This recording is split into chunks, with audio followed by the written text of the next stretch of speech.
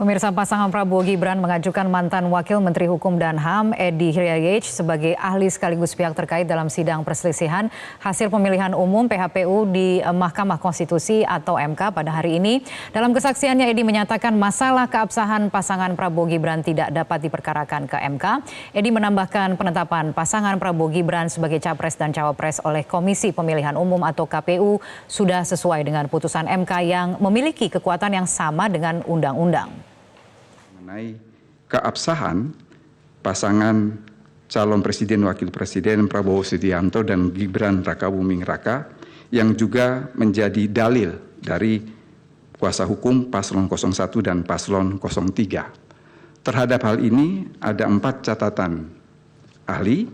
Pertama, masalah keabsahan tersebut adalah sengketa proses dan bukan merupakan kewenangan MK.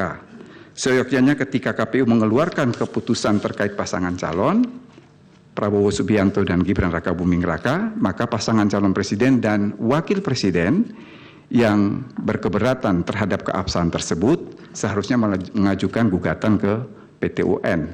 Ketika ini tidak dilakukan, berarti pasangan 01 maupun 03 telah melakukan apa yang kita sebut dengan istilah reverse atau melepaskan haknya. Yang kedua, secara de facto pada masa kampanye saat debat presiden dan wakil presiden, hal ini tidak pernah dipersoalkan. Artinya ada pengakuan secara diam-diam. Yang ketiga, masalah yang terkait batas usia.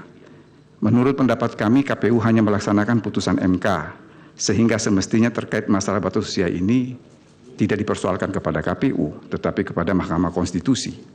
Dan yang terakhir, putusan MK dalam perkara Akuo yang saat itu juga berlaku mempunyai kekuatan yang sama dengan undang-undang. Di sini tentunya berlaku asas preferensi umum, yang itu kita dapat pada semester 1 di Fakultas Hukum dimanapun di dunia ini, yaitu lex superior derogat legi inferior, bahwa peraturan yang lebih rendah tidak boleh bertentangan dengan peraturan yang lebih tinggi.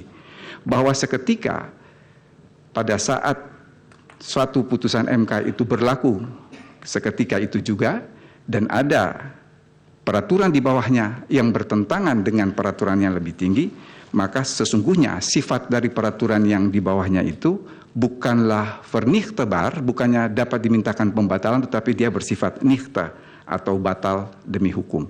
Dengan demikian, dalil terkait keabsahan paslon Prabowo Subianto dan Rakabuming Raka ini sebetulnya sudah close the case. Jelajahi cara baru mendapatkan informasi. Download Metro TV Extend sekarang.